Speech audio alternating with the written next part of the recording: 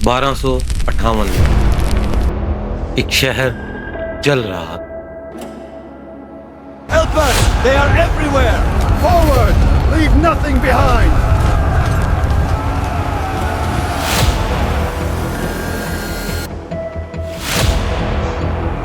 کتابیں دریا میں پھینک دی اور پانی سیاہ ہو گیا، لیکن یہ صرف ایک شہر نہیں تھا،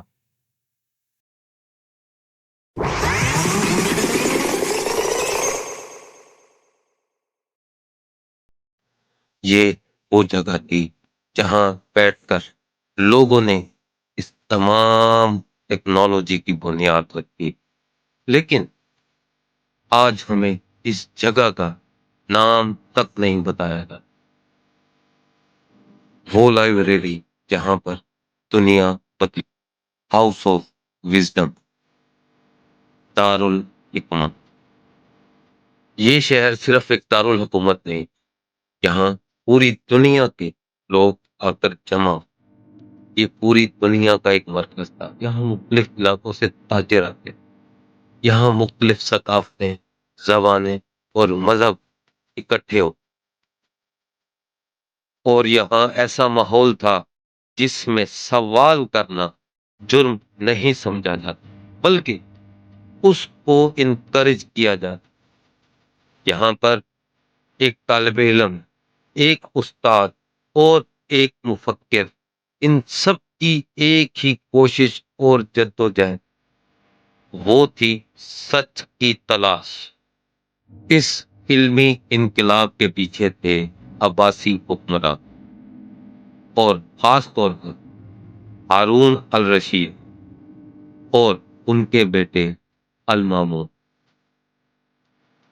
یہ وہ لوگ تھے جنہوں نے سمجھ لیا تھا کہ اصل طاقت تلوار نہیں بلکہ علم سب سے بڑی تھا۔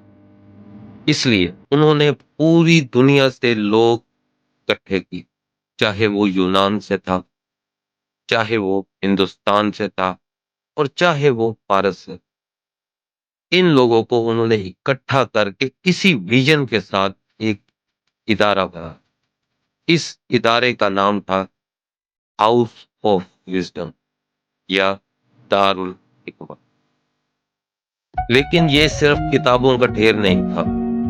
یہاں پر بڑے بڑے ہالز تھے جہاں پر کتابیں رکھی ہوئی، یہاں پر مختلف ملکوں سے اسکالرز آ کر ڈیبیٹ کرتے تھے اور ایک دوسرے کے آئیڈیاز کو چیلنج کرتے اور امپروو کرتے تھے اپنا نالج۔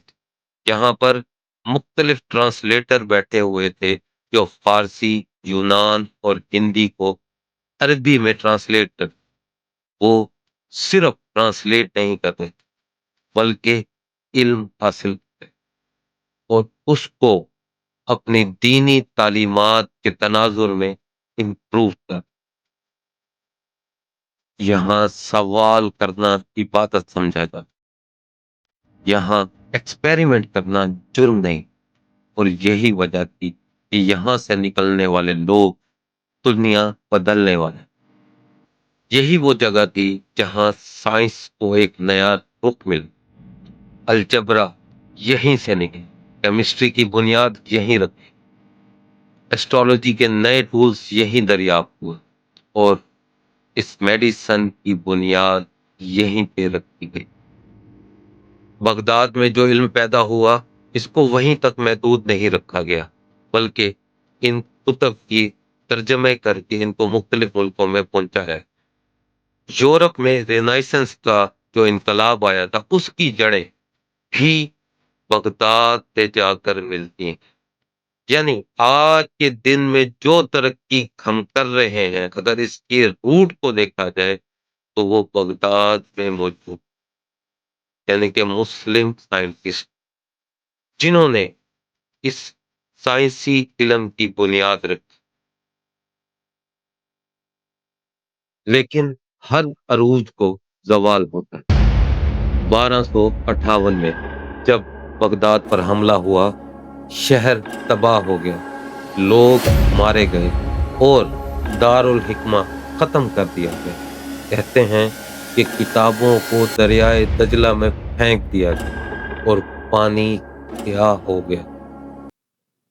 لیکن کہانیاں عمارتوں سے نہیں بنا بلکہ لوگوں سے بنا کرتی۔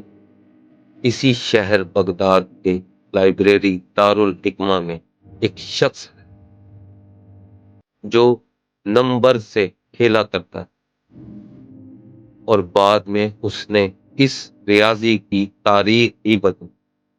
اس کا نام تھا محمد ابن موسیٰ الخوارزمی۔ اگلی ویڈیو میں ہم ان کی کہانی سنیں گے۔